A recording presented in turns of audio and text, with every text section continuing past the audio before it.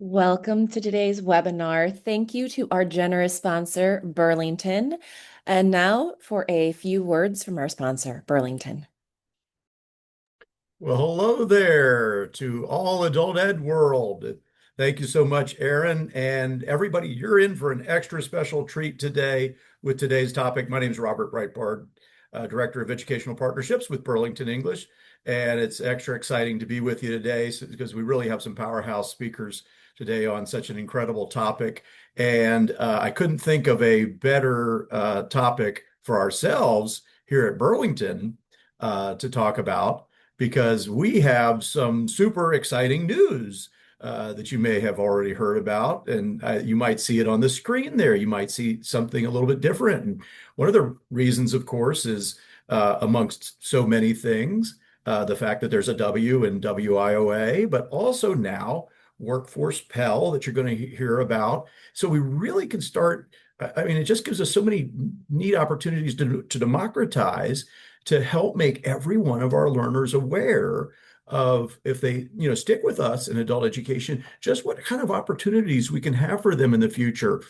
And it's almost like I'm hearing that we can start turning almost every class into a bridge class. We can start preparing people as soon as possible, as close to when they come into through our doors, from the very beginning. And so with that is why we, at what you've known for years as Burlington English, always keep in mind the heart of adult education, that it's the holistic person that we're serving, so that the parent, the community member, but obviously, definitely, someone looking to get a job, get a better job, advance on their job, obviously, get into more training. And so with that, here's our relatively new things that you're going to see, and I hope you look into more. And that's not only do we have our always incredible Burlington English, but we've launched this year Burlington Workforce. And with that, we've taken the understanding of English proficiency as we've always known it, core language foundations, but even more than ever before, melded into workforce curriculum so that we're accomplishing so much at one time, really accelerating opportunities. So through Burlington's English, Burlington Workforce, we've added, even more foundational skills and workforces, Burlington Workforce Essentials. So please reach out to myself or our colleagues to find out more about everything that's fresh. Everything's brand new on the screen that you'll see. So greatly enhanced digital literacy, financial literacy, math for the first time. We're getting into math. So all of the things that you would want to have learners walk out ready for the world. But here's what we're extra excited about. Again, Burlington Workforce Essentials. So we've already started rolling out some of these for the summer, but we've got dozens and dozens more queued up for this school year. So something that can be integrated into just about any type of instructional delivery model. 15 one-hour lessons per course, designed with some real unicorns, some incredible subject matter experts who are also adult educators, durable, in-demand skills, safety procedures, everything that folks would need, that employers, if you're doing work with employers, workforce boards, everything that you would need to make this Venn diagram of adult education, workforce, and all the commonalities come together. So with that, please reach out to myself or to our colleagues at burlingtonworkforce.com. Of course, we've always got Burlington English, but please also check out burlingtonworkforce.com. Extra excited. And with that, I'm extra excited to listen to our great speakers. So with that, I'll turn it back to NAFTA's head, Aaron. And with that, back to you, Aaron. Thanks so much, everybody.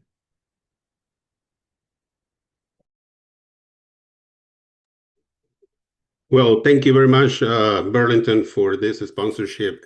And welcome, COE family. I'm Hector Martinez. I'm the president-elect for COE. And it is wonderful to see more than 500 registers to this very hot topic in our nation. First of all, let me tell you that this recording webinar and all the slides will be available into the COE webinar archives. Then for all those attendees and those that are going to be watching this video, then the archive is going to be saved in the COE webinars archives. With that, Workforce Pell is reshaping the connection between adult education, workforce development, in higher education by expanding Pell Grants to eligible short-term workforce training programs. This is shaping our work in adult education. I'm going to introduce you to three wonderful speakers today. Lara Pastore. Lara is the Workforce Pell point of contact for the Indiana Department of Workforce Development. Arbony Cooper and Dr. Andrew Gardner. Arbony Cooper currently serves as the WIOA Title II State Director for the North Carolina Community College System. And Andrew serves as the Associate Vice President for Workforce Strategy at North Carolina Community College. Let's hear first from Lara and then Arbony and Andrew. With you, Lara Pastore. Thank you, Hector. A huge thank you to COABE for hosting this event and also for Burlington sponsoring it. And I think we're going to get my slides up here on the screen here real soon. But I am also the Indiana State Adult Education Director and the Associate Chief of Talent Development at the Indiana Department of Workforce Development. When Workforce Pell came out, it was first introduced. And I'm not seeing the slides. Is anyone else seeing the slides? And maybe closer. There we go. There's the first slide. Why don't we jump to the next one? Thank you, Aaron. So Workforce Pell, we're going to spend just a few moments at the beginning today talking about Workforce Pell overall, what it is, when it was implemented, and all the foundational pieces that'll help you become an expert very quickly on this topic. So Workforce Pell has been in conversation at the federal level for many years, but it was introduced in legislation in July of 2025 through the One Big Beautiful Bill Act, and it moved from legislation to implementation in 1 year. While that seems very like enough time to put it in place, that is actually a very short time because once the legislation was introduced, it had to go to rulemaking, and rulemaking can take several months. So the original rulemaking was released, I think, in March, and then it was open for public comment, and then the rulemaking was finalized in May. So this is a very new set of legislation that has been implemented through rules at the federal level, and it just became officially available July 1st of 2026. As Hector mentioned, the spirit behind Workforce Pell is to bring Pell financial aid to students who are seeking short-term career certification as opposed to degree-seeking students or certificate-seeking students. So it is a very abbreviated form of Pell that is meant to serve students who are not traditional college degree seekers. And it's also meant to support those same students to enter the workforce quickly. So it's a little bit different than what's been available before, but it is a huge opportunity, especially for students who are not looking to attend college in a traditional career seeking path. What is also interesting about Workforce Pell is that it blends language and components from previous legislation while introducing a new outcome and accountability framework. So there's parts of Perkins and WIOA, and then of course the original Pell Title IV that all come together in Workforce Pell to make this an interesting blend and compilation of what's been there before. So let's go on to the next slide. So the workforce part is what is new, and being a representative of the Department of Workforce Development in Indiana, I became the point of contact to work on implementing this at the state level. And what the workforce system brings to Workforce Pell is trying to identify in-demand occupations to then determine eligibility for that short-term career certification, making sure that training aligns with labor market needs. As we get into the eligibility here in a moment, there is a 70% employment outcome benchmark. And so making sure that these trainings are aligned to occupations that are in demand so that students can immediately enter the workforce and be employed is a key component of Workforce Pell. But at the heart of Workforce Pell is Pell, so that is higher education. So there needs to be a combination of state representatives at the state agency leadership level working on implementing this to make sure it is fully aligned to the spirit and requirements of that legislation and rulemaking. So next slide, please.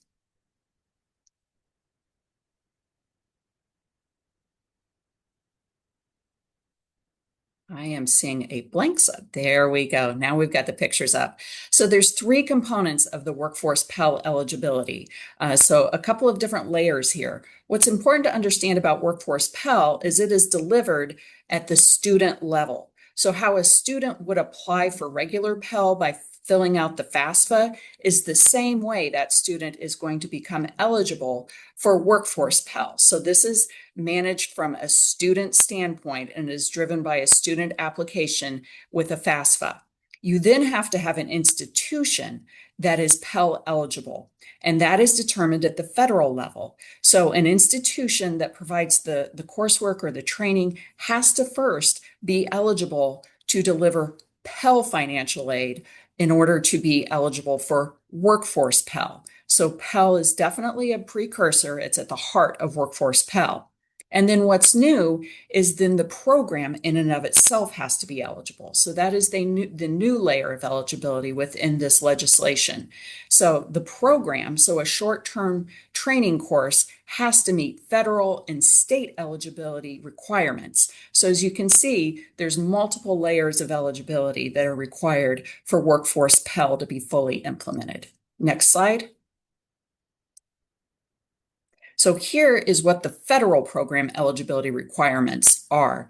And as you can see, there are a lot of them. So we've gone through those individual layers and now the program, that third component. This is the federal requirements. It has to be between 150 and 599 clock hours. Now there is an equivalent over to course credit hours, but from what we do mainly on the workforce side, the 150 to 599 clock hours is most relevant. It needs to be between 8 and 14 weeks. So these are new parameters that were set forth with Workforce Pell. And it's important to understand that for regular Pell, it has to be a minimum of 600 hours and 15 weeks or longer. So you can see where Workforce Pell comes right up to that threshold for regular Pell. So where there was a little bit of discussion was setting the minimum of the 150 hours and the 8 weeks. As many of you who are involved in short-term career certification training, there are many valuable trainings out there that are less than 150 hours and maybe shorter than 8 weeks. But for the purpose of Workforce Pell, these are hard and fast requirements. They have to be Title IV eligible, which we already talked about. It needs to be aligned to priority occupations. Once again, that goes into the 70% job placement rate, making sure that the short-term trainings are aligned to job openings. There needs to be a component of employer validation. The outcomes need to be stackable and portable credential validation, and stackable means it needs to be part of a career pathway, and portable means it needs to be recognized across more than one institution or employer. And usually that leads into the next point, which is credit articulation. Credit articulation is another component of that being portable, means you can take it somewhere beyond that individual training. So the 70% or greater completion and job placement rate is very new to Workforce Pell. And unlike WIOA, it does give you a very concrete benchmark of what level is required to be considered eligible. So completion means they complete the course. It is really important to understand this is not earning the certification. It is completing the course. So the course had to have had 70% completion prior to being submitted to be a program for Workforce Pell in order to be considered viable for that. And then 70% job placement. And they use the WIOA measure of second quarter after exit. So second quarter after exiting the program, they need to have a 70% employment rate. Then there's meets value-added earnings, which is also a new criteria established through Workforce Pell. And this talks to an income range. So value-added earnings means that the student's earnings have to be at 150% or higher of the federal poverty line, and add in the tuition. So the total amount of those two things, that's the median wage a student has to be above to be considered meeting the value added earnings threshold. Let me give you an example. Approximately 150% of the poverty range in Indiana would be about 22,500 for an individual. So that is your benchmark baseline for income. Then you take the cost of the tuition of the course. So let's say a course is $3,000. In order to meet VAE, the individual's earnings would have to be higher than 22,500 plus 3,000. So it would have to be higher than 25,500 in order to meet the value added earnings threshold. Now, this isn't going to come into play until a couple years down the line, but it's important to consider what that threshold needs to be when looking at potential eligibility for programs, because you want to make sure that you set students and the program up to be successful as they start to look at multi-year outcomes down the line. And then the really tricky part is the program has to have been in place for 1 year or more with all of these criteria met. So if you have a program, let's just say a CCMA program that was 145 hours and 8.5 weeks long, it wouldn't qualify because it hadn't been at the 150 or higher clock hours for more than 1 year. So lots of things to keep in mind when you look at program eligibility, and this is what it looks like from the federal level. Next slide, please.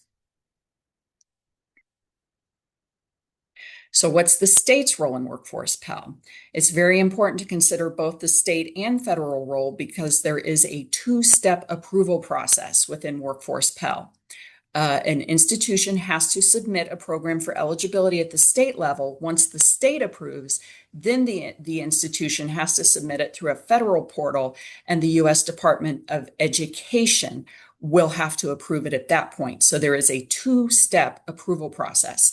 The state's role in Workforce Pell is making sure that the program aligns to high skill, high wage, or in-demand occupations. It is up to the state to determine which of these criteria are most important or all three. In Indiana, we focused on high skill and in demand in order to look at that career pathway progression and make sure they're meeting that 70% employment, because the VAE, the value added earnings, is already prescribed in the federal eligibility, but it is up to the state to determine which of those criteria to weight when making decisions on program eligibility. There needs to be employer demand and workforce needs, stackable, as I mentioned before, and portable. And then at the state level, you need to establish and operate an approval process. And this is looking different across many states, and we'll get into kind of a state landscape scan at the end. But it is up to the state to determine what that state level application and approval process looks like. So policy, timelines, portals, appeals process, all those things are at the discretion of the state. And then the state also determines program compliance and performance. So institution accreditation, eligibility standards, making sure that they are in good standing at the state level. They have the correct program structure and duration. And then a really important piece, especially from the workforce side, is looking at that job placement rate. So previous cohorts, because remember, they have to be in place for a year or more, looking at what the outcomes are from those established programs to make sure that they are going to meet those federal requirements. All right, next slide, please. So here's what we looked at for Indiana. And I know that we're going to hear from North Carolina in a moment, but we've talked to other states. There have been several convenings, and states are taking different perspectives in this area. So it's really important to be able to look at what your state is doing. But in Indiana, we looked at that demand and growth piece to make sure that students had the opportunity to be employed immediately after completion. We looked at an occupational wage aligned to that value-added earnings, as I talked through before. We looked at education or training required beyond the high school level, specifically at the post-secondary non-degree award. And what that means is when you look at occupations, most occupations, if you're looking at labor market information, I mentioned the top jobs methodology in that first point, our labor market information goes by standard occupational codes. And when you look at certain job codes, there will be an equated educational level. So making sure that the trainings you are selecting are aligned to a post-secondary award level as opposed to a degree or a certificate at the post-secondary level. That was a really important point in Indiana. We had employer input through our regional workforce boards and our registered apprenticeship sponsors and individual employers. That is a really important piece, and then meets the criteria of stackability and portability. Lastly, we did pull in components of our WIOA state plan to make sure the sectors aligned with our priority sectors from a workforce standpoint. So that is another way we layered in the workforce component and making sure that job alignment and labor market alignment was all considered as part of this process. Next, please. So now to the probably more relevant points of this slide deck. How can adult learners access Workforce Pell? Once again, very important to remember that this is an individual student-driven application process. So while we can provide information, it will become part of the student's application with the community college or institution that will identify their eligibility. So they will have to be Pell eligible to make sure they are Workforce Pell eligible. That's usually not an issue with a lot of our students, but it is an important criteria to be able to communicate and set our students up for success so they understand what that process looks like once they transition into a community college situation, if that is not where the adult ed is being delivered. The institution-driven eligibility, it is only Pell eligible institutions. So I know there's a lot of third-party training providers out there. If they are not Pell eligible, they are not Workforce Pell eligible. And really important, understanding that it is meant to serve a non-traditional college attending audience. So that is definitely our students, adult education students, and making sure that those students not only have the information, but the community colleges or your partner institutions understand what an important target audience we are all serving within our adult education programs. Next, please.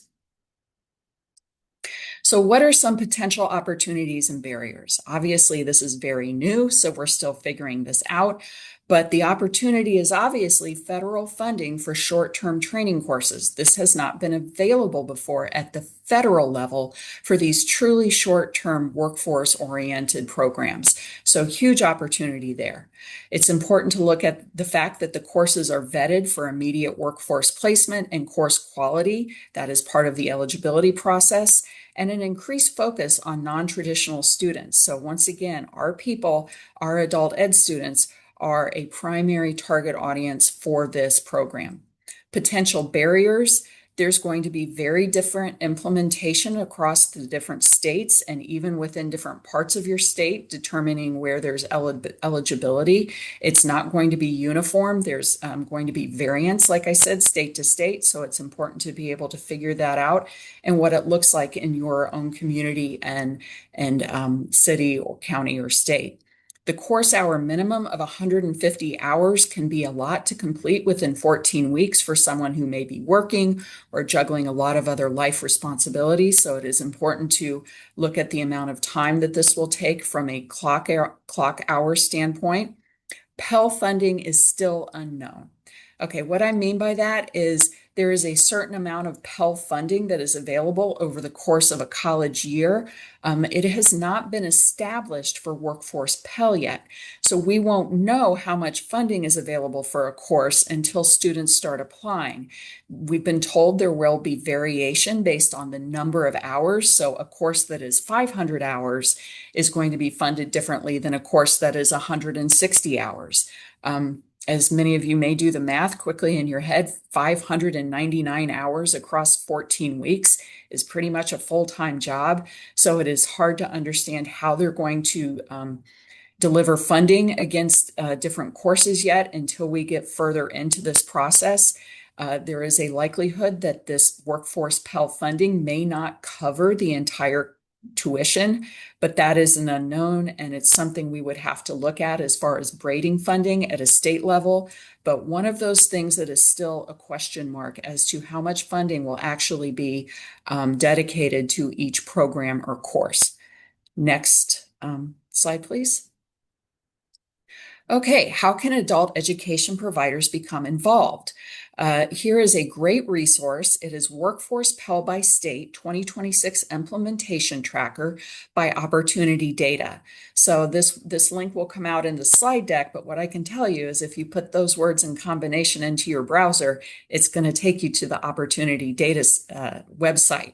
As of yesterday, 29 states or jurisdictions have an operational approval process, and a window is open. A pilot cohort or a list has been submitted to the education department, so a little over half.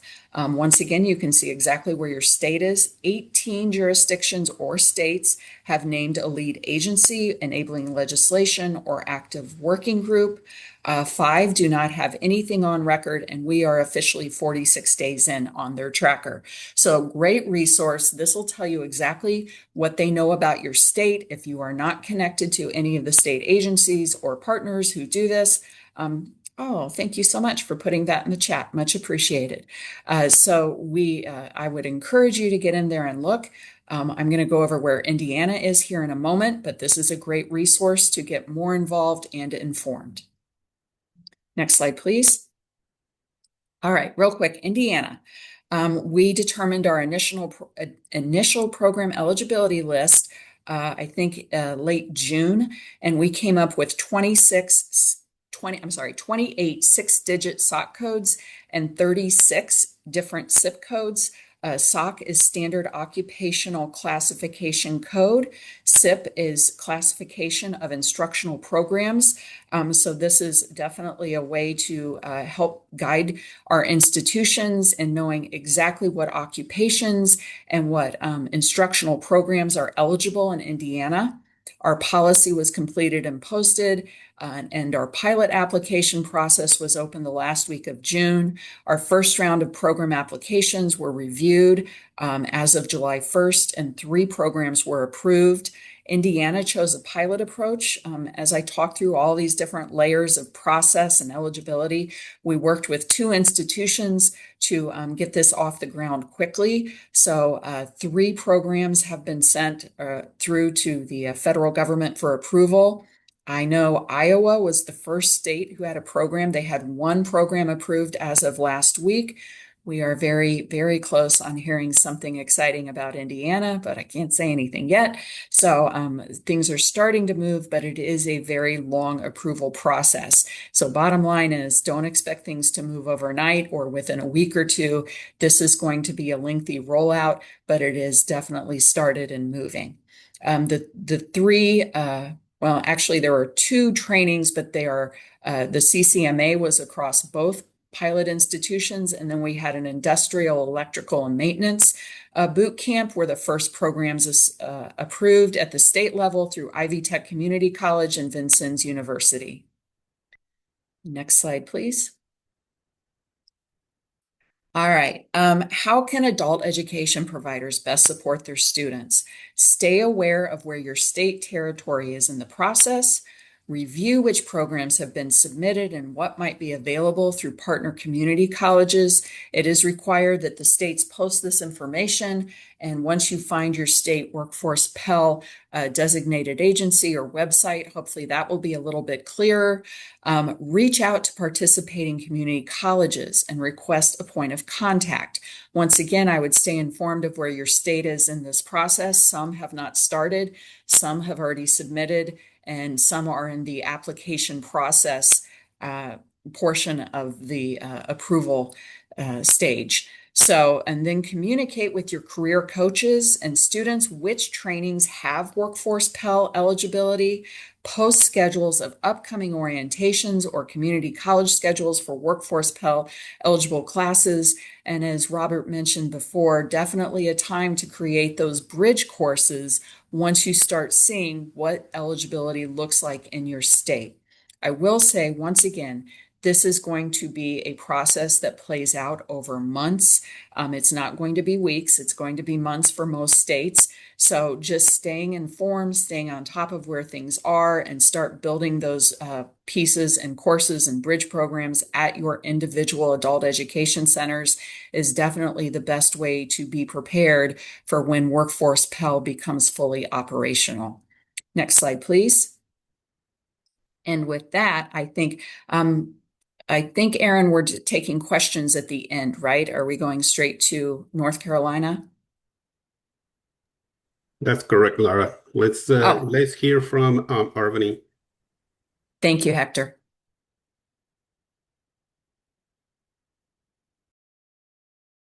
All right, so we're going to give it a minute, and Aaron is going to switch the slides over for us, and then we will get started. And I'm going to turn my camera on, if it will allow me.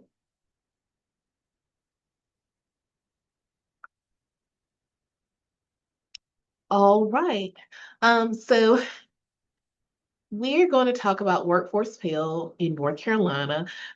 Just a quick aside, North Carolina has 58 community colleges, and each year we serve approximately 600,000 students. So my name is Arbony Cooper. I serve as the State Director of WIOA Title II, and then also on the call is my partner, Dr. Andrew Gardner, who's the Associate Vice President of Workforce and Continuing Education. Next slide, please.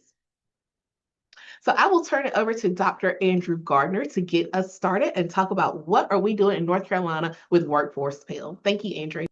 Thank you for the opportunity. So as you all marinate and look at these questions as far as what we're going to explore today, I want to take some time to lay the foundation for our story of how it came to be with Workforce Pell. So beautiful stage setting with the history and kind of how it finally arrived. This has been talked about for years and years, and it finally arrived with a 1-year window to get things started. But really, at the end of the day, it was a few months once final rules were approved. But what North Carolina did in the background is a couple things. One, thankfully, we had existing strong partnerships with our comrades in NC Commerce, our workforce boards. So that helped that working relationship from the start to set that foundation. Secondly, as a community college system, we took it upon ourselves to develop a Workforce Pell toolkit. So as rules and regulations were getting solidified and we had a general idea of what the guardrails would be, we started putting out material and information and data to our colleges to be informed about which programs can potentially be approved.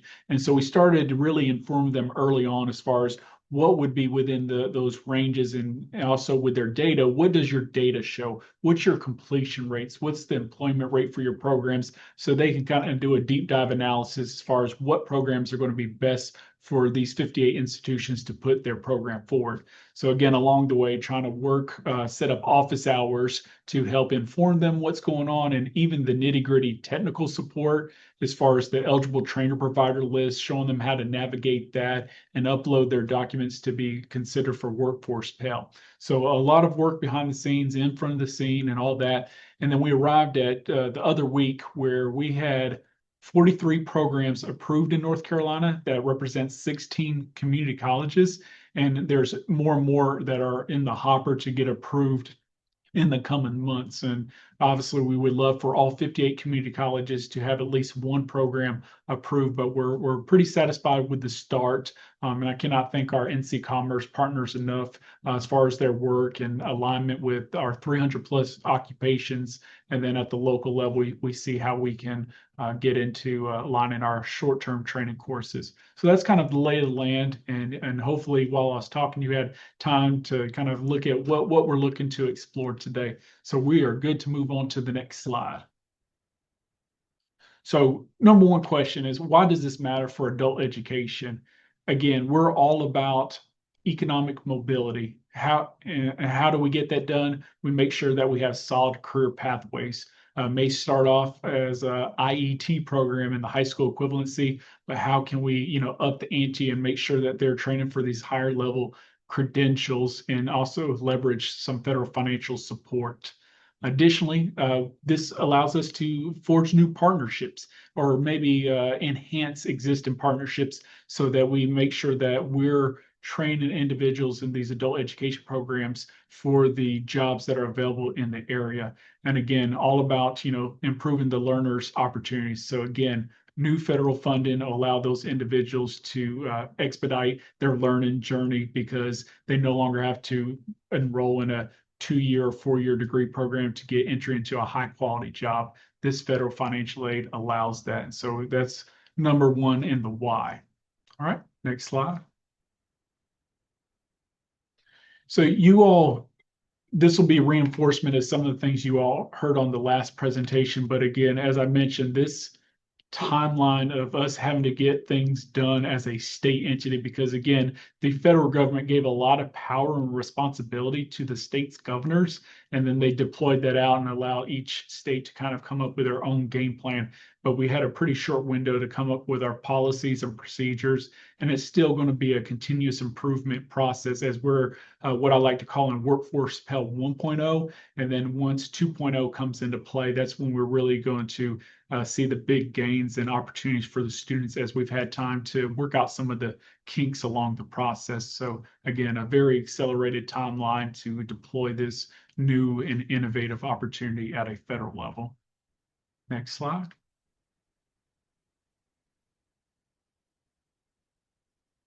We're good to go to the next slide. Oh, back one, sorry. There might have been a lag. One more ahead. All right. So again, just reinforcing some of those points that you all heard. The one point I'll lean into as colleges are responsible for uploading their documents to become eligible, one thing that we found was super valuable was as many system-wide templates we can create to help colleges out with their program submission, the better they are. For example, everybody was questioning about the stackability of a CDL truck driver program.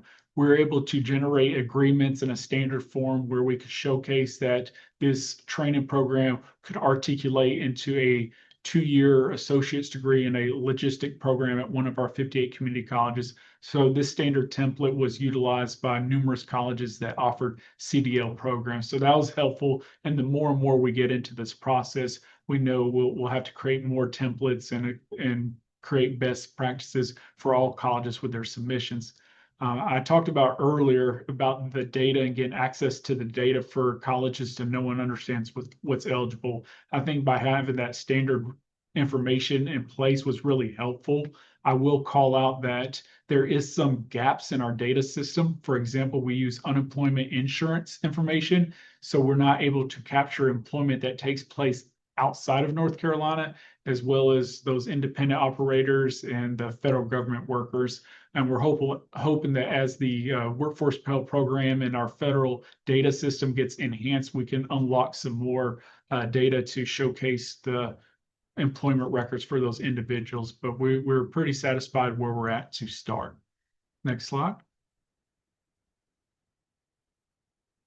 I already alluded to earlier just how important it is to have these relationships in place. We talked about this being a first federal program to support short-term training programs. We've been very fortunate that in North Carolina, we had state financial aid to support short-term programs. So a lot of our previous work really aligned to help us prepare for this moment. And we had the Governor's Council on Workforce that really leaned into this effort, and also opportunities for apprenticeship and work-based learning opportunities. So we think that the Workforce Pell can be the 1-2 punch in that. Next slide. And then this is when I turn it over to Arbony to talk a little bit about the on-ramps in adult education. Thank you, Dr. Gardner. So as Dr. Gardner alluded to, we are really thinking about how can adult education be aligned with Workforce Pell. So this audience, it's full of adult educators. And so we're already doing that. So we're focusing, number one, on those foundational skills, looking at the ABE, HSC, and English language acquisition. Of course, in coordination with the foundational skills, we're looking at integrated education and training. In North Carolina, we offer what we call the Basic Skills Plus occupational training, and that is a waiver program so that students can duly enroll in the ABE, HSC, ELA program of their choice, along with gaining those occupational skills at a tuition waived rate. In addition to the IETs, that makes the students become Pell eligible. So again, the rules are the rules. 150 to 599 clock hours are now Pell fundable. And of course, we want to look at those recognized credentials, which then lead to employment. Next slide, please. So again, IETs. IETs are going to be the on-ramps into Workforce Pell. And I won't go through what IETs are because you all are the experts, so you know what an IET is. I will say in North Carolina, we have over 100 IET programs approved across the 64 providers that we serve. Last year, we served about 3,294 students in IET programs. And so what we want to do as we think about building our IET programs, we want to look at these specific sectors that are most valuable for our students because we want to make sure that we're connecting the labor market needs when we're building these IETs to employer needs. And again, you're already doing a lot of the work that Workforce Pell requires because for WIOA, you have to do that environmental scan and work with your local workforce development boards to see what type of to assess the employer need in your regional areas. Now, in North Carolina, again, we're going to put it in 5 big IET buckets. So we're going to look at healthcare and allied health. We're also going to look at advanced manufacturing as one of the pathways, construction and skilled trades, as well as transportation, distribution and logistics, and then IET and digital skills. Next slide, please. So partnering, of course, this Workforce Pell initiative, this new initiative is all about partnerships and how do we strategically align those partnerships in adult education. So again, in North Carolina, we are going to be working with our community colleges. However, we will not leave out our community-based organizations because our community-based organizations often work in tandem with our community colleges to provide a lot of that ESL support to our students, as well as some of that pre-IET support and training to our students. We will also continue to work with the workforce development boards again to assess the employer need and to assess the regional needs because again, we want to make sure that we are not offering disconnected certifications. Once our students earn their certification, we want them to be able to enter into a job that pays a family sustaining wage. We want to make sure that our employers and industry partners are included. We can't do this work without them because they'll be able to tell us what type of pathways and jobs are most in need. And then, of course, the college financial aid offices, because as Lara Pastore said and Dr. Gardner stated, the students have to be Pell eligible to access this funding. So Pell eligible programs and recognized credentials. Again, we want to make sure that our students are Pell eligible, and we are already doing a lot of that work on the adult ed side. Also doing that labor market analysis. Again, many of you, as you write your RFPs and your continuation grants, you're often citing information about your labor market and your regional needs, as well as job placement, the second quarter and fourth quarter after exit data, and work-based learning initiatives. And again, tying it all up in a nice bow, making sure that the students understand how to complete their FAFSA, understand the language in the aid packaging, and of course, especially with our college financial aid offices, ensuring that all information that we submit is compliant with federal rules and regulations. Next slide, please.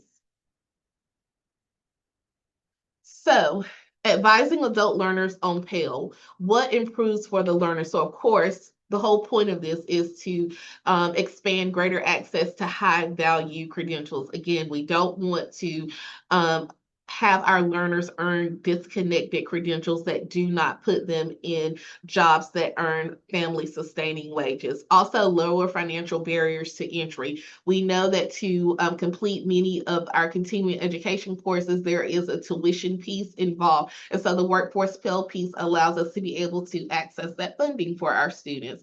And then also clearer, more transparent career pathways. And again, in North Carolina, regarding the adult ed piece, we're going to look at those 5 buckets for IETs and career pathways to make sure that it's transparent and clear. So what learners need to know as you're advising students, they need to know that the Workforce Pell does draw down on their lifetime Pell eligibility. That's really important. Also, it requires a FAFSA. And then also the Workforce Pell piece requires that satisfactory academic progress standards, which is in North Carolina, we follow the federal SAP rule of 67% course completion rate, as well as a 2.0 GPA. But again, without proactive advising, a short-term award can quietly cost a learner a future degree. And that is true because if you're constantly drawing down on the Pell funding and it doesn't lead to, say, a credential, it decreases over time. Next slide, please. So Workforce Pell.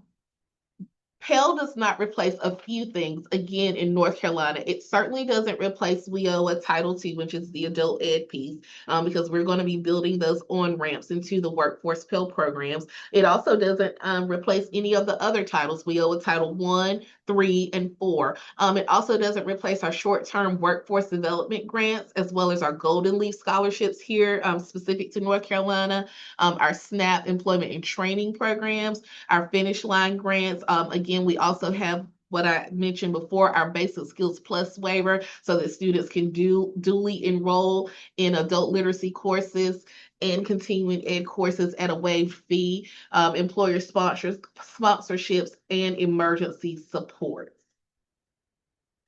All right, next slide, please.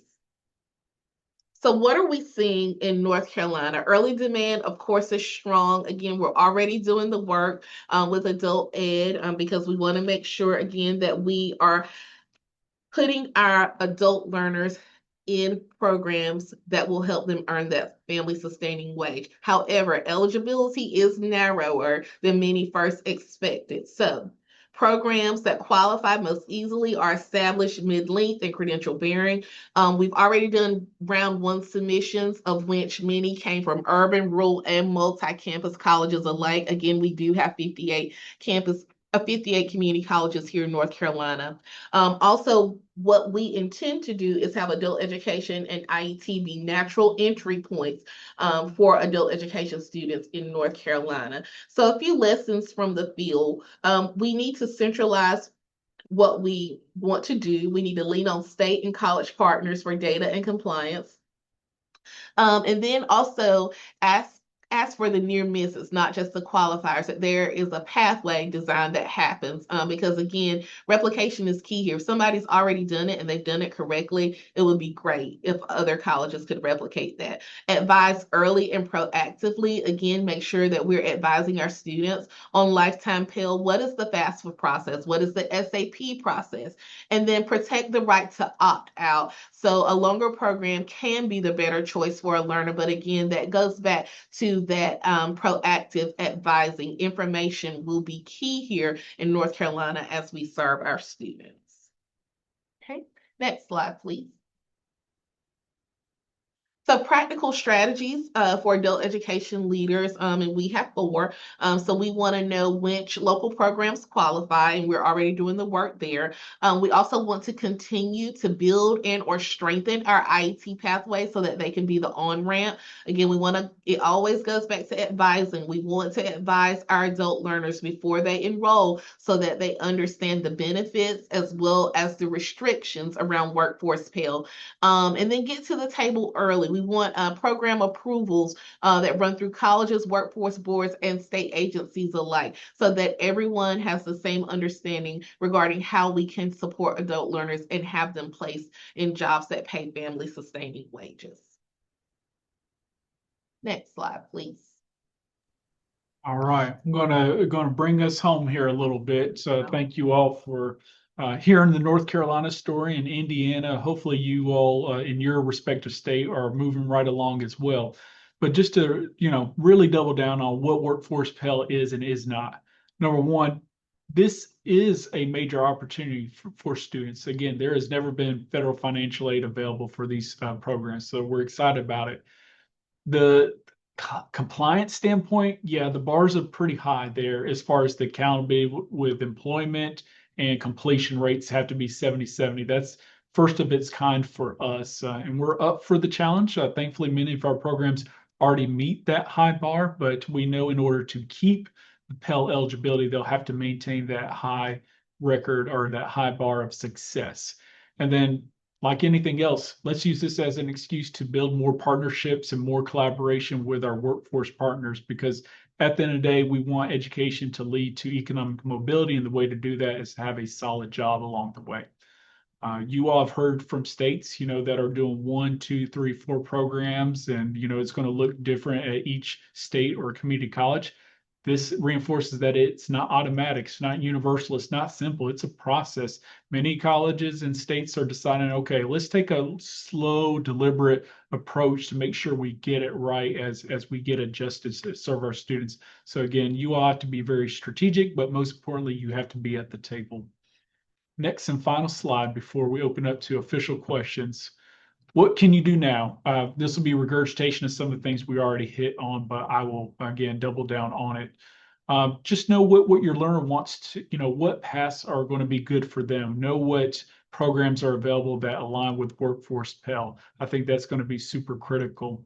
And you're going to need to know who your workforce board partners are if you don't already know, and who are the employers that can kind of help reinforce the training that's taking place at the local level. Also, what IET programs are already established? Are there any that can align to existing or propose Workforce Pell programs? And if not, can you advocate to have those in place so you have that good, strong state alignment? And then Arbony talked about just the important piece of serving the student. Make sure your career coaches or your counselors, whoever it may be in your organization, they need to know how to best guide those students about does it make sense to leverage this Workforce Pell dollars because it's going to go against your Pell eligibility. Maybe it's best that you use other scholarships and wait to use that money if you're pursuing a degree in nursing, more advanced, more costly. You're going to want to use those funds. And then again, make sure you know who in your state is running the show when it comes to Workforce Pell because you want to have a voice at the table. Just again, I can't emphasize that enough about how important it is to be at the table. With that, we have a few minutes left for some question and answer. Hopefully we are able to answer most throughout the presentation, but if not, we'll double down and get the folks to answer. Thank you very much. Thank you, Andrew. Thank you, Arbony. Thank you, Lara, for a wonderful presentation and information for all our attendees across the nation. Then we're going to be able to have a few questions. And I'm going to start with some questions from the Q&A. And I know we have a lot of questions on the chat. Then let's start with some of the Q&A. Then I'm going to start with you, Lara. Then there is a question about our priorities, state or federal base? The priorities are really state-based. There is a lot of discretion at the state level as to how the eligibility is determined. So there is a federal set of eligibility requirements that I went through on that one slide, but the other decisions are made at the state level. So what sectors, what occupation codes, what SIP codes, that is all determined at the state level. And I'll just emphasize that's why you had the wide variation of North Carolina went big. We did 300 plus occupations, and you see other states where they focused on maybe 5 to 10. So again, that's where you get that variety at the state level. Thank you very much to both of you. Then, Arbony, I'm going to ask you these questions. There is a couple of questions, and also I was monitoring the chat. There is questions about what are the requirements for career training program to become eligible for students to use Pell Grant or the Workforce Pell that is we're talking about. Does the institution itself have to be Title IV eligible? Yes, the institution itself has to be Title IV eligible. Thank you. I think there is several questions about Title IV eligible. Then I'm going to say this. It has to be accredited, Title IV eligible institution in good standing. Correct. And Hector, there was also a question about the difference between, we're talking about the Title IV Higher Education Act. We're not talking about Title IV Vocational Rehab, just to make sure we're distinguishing the two. That's correct. Thank you, Arbony. Okay, we have a couple of minutes for a couple more questions. Then I'm going to ask Lara, which programs are eligible for Workforce Pell? I think that was part of the questions in the Q&A. You have Yeah. to be Pell Title IV eligible. There is a caveat where up to 25% of the program can be delivered by a third-party vendor. If it's tied to an apprenticeship or a pre-apprenticeship, that goes up to 50%. So there are some carve-outs there, but the base institution has to be Title IV workforce eligible. Thank you very much for that, Lara. Then I'm going to go back to you, Arbony. There was one question on the chat. Does the students do this after completing the GED or high school diploma, or is this available to those who maybe are not able to complete their GED or high school diploma? Yeah, I'll jump in there and say Take it, Dr. Gardner. in North Carolina, it's required to have that high school equivalency or diploma for Workforce Pell. That's how we're set up for it. Lara, do you have any other answer from Indiana? Yeah, they need to have their high school equivalent. It really is, you're still enrolling in the college or the community college. So think of that as the initial requirements for entry, is even though it's kind of carved out, they're still applying with that institution. Sounds good. Okay, I believe we have just one more question, and that is something for North Carolina. They was notice about everybody was talking about mentioning community college and higher education. Does this apply to and benefit K-12 adult school? It'll benefit them post-graduation. Right, exactly. Yeah. Okay. Because again, they have to have the high school diploma in North Carolina to be Workforce Pell eligible. Well, with that, I will just say thank you for all the attendees. Thank you for the presenters, and what a wonderful information. And this is just the beginning of the Workforce Pell, and there is more to come. There is more information. All the slides and the webinar is going to be sent 40 hours after the finish of this webinar, but also is going to be recorded onto the COE website under webinars. Thank you, everybody. Have a wonderful day.